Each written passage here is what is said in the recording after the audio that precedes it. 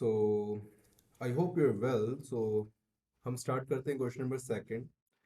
Statement है show that the lines drawn through the point alpha beta gamma whose directions ratio satisfies this equations. This is a equations of the generator, you know, because we know about that, about the equation of the cone, and it represent in the form of the xyz.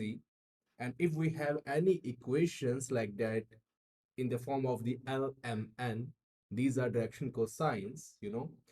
So हमने यहाँ पर ये जाना है कि ये जो हमारे पास इक्वेशन है, ये जो हमें जनरेटर की इक्वेशन गिवन है, तो इसका हम यूज करेंगे और इसको हम इस फॉर्म में रिप्रेजेंट करेंगे, शो करेंगे। So let's start. इसका बच्चों हम सॉल्यूशन करते हैं, ठीक है। और wait, just wait only 2 minutes. So actually, okay, disable pressure. Yeah, right, absolutely right. Okay, ठीक है। तो देखो यहाँ पर अब हमने क्या करना है, simply okay, green colour. Okay, solution.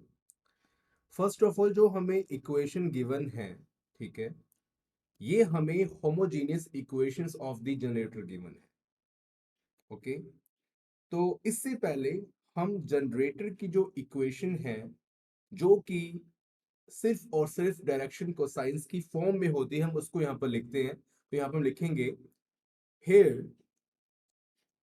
here equation of generator of the cone is, okay, and we know about that, this is x upon l, this is equal to y upon m, and this is equal to z upon n। लेकिन बच्चों यहाँ पर ये बोला गया है कि ये जो हमारे पास जनरेटर की इक्वेशन, जो यहाँ पर बोला गया है कि जो लाइंस है, देखो यहाँ पर क्या लिखा हुआ है, show that the lines drawn from the point, जो कि इस पॉइंट से पास कर रहा है, और बाद में जो ये हमारे पास फॉर्म आई है लास्ट, इसको हमने शो करना है। ये हमारी जनरेटर की इक्वेशन है, जनरेटर दी कौन, जनरेट दी कौन, मतलब कि कौन को ये इक्वेशन जनरेट कर रही है, दैट्स व्हाई ये हमारी जनरेटर की इक्वेशन है। ओके, तो देखो यहाँ पर हमारे पास जो हमने इन अ प्रीवियस लेक्चर जो जितनी भी हमने बातें करी थी, वहां पर जो हमारा वर्टेक्स होता था कौन का, वो ओरिजिन से पास करता था। लेकिन हेयर इन दिस केस यहाँ पर हमें मेंशन है कि these lines are pass through the point alpha beta gamma. So अब हम यहाँ पर क्या करेंगे कि आपको जैसे मैंने पिछले केसेस में भी बताया था कि यहाँ पर जो ओरिजिन के पॉइंट्स होते हैं, जिससे मतलब वर्टेक्स पास करता है, वो पॉइंट हम यहाँ लिखते हैं। तो बच्चों यहाँ पर हम मेंशन करेंगे x minus alpha, x minus beta and z minus gamma. Okay, and this is equal to, and यहाँ पर हम कुछ भी यहाँ पर मेंशन कर सकते हैं, आर मेंशन कर सकते हैं, लेकिन अब यहाँ पर आपको बताऊंगा कि मैं 1/t मेंशन करूंगा। वी कैन से 1/t, और ऐसा मैं क्यों करूंगा आपको बता सकता हूँ। आप कुछ भी मेंशन कर सकते हो, आप यहाँ पर आर भी ले सकते हो, ठीक है। मैं यहाँ पर 1/t, और यहाँ पर हम कह भी सकते हैं कि जो ये t हमारा है, ये कोई कांस्टेंट है। ओके, तो से okay, t this is a constant. तो यहाँ पर हम लिख सकते हैं कि where t belongs to real number. Okay, and then हमने यहाँ पर जो ये हमें इक्वेशन गिवन है, इसको यहाँ पर लिखना है। अब इसके बाद, और देखो यहाँ पर हमें क्या बोला गया है, through the point alpha beta gamma whose direction ratios satisfy this equation. तो बच्चों, जो ये डायरेक्शंस रेशियोज हैं, वो इस इक्वेशन को सेटिस्फाई कर रहे हैं। तो यहाँ पर बोला गया है डायरेक्शंस रेशियोज के बारे में। तो यहाँ पर हम लिखेंगे now direction ratios of the cone satisfy the equation, therefore a l square and plus b m square and plus c n square, this is equal to 0। और उसके बाद हमने यहाँ पर एलिमिनेट करना है एल एम एन को। हमने क्या करना है, एलिमिनेट करना है एल एम एन को। तो देखो यहाँ पर हम कैसे इसको एलिमिनेट कर सकते हैं कि सिंपली हम यहाँ से एल एम एन की वैल्यूज को फाइंड करें और डायरेक्टली हम यहाँ पर इसको पुट करें। तो हमारे पास सिंपली सारा केस यहाँ पर बन सकता है। अगर मैं यहाँ पर देखो एल की मैं अगर यहाँ पर वैल्यू फाइंड करना चाहता हूँ तो इन राइट हैंड साइड में आपको रफ वर्क में यहाँ पर शो कर सकता हूँ कि how we find the values of the L, M, and simultaneously. Okay, so we can write this like that: x minus alpha upon L, this is equal to 1 upon T, and L, this is equal to, we can do here cross multiplications at the same time. So L, this is equal to x minus alpha multiply with T, and then we can put this form in the place of the L square. And similarly, we can proceed these method in case of m and n.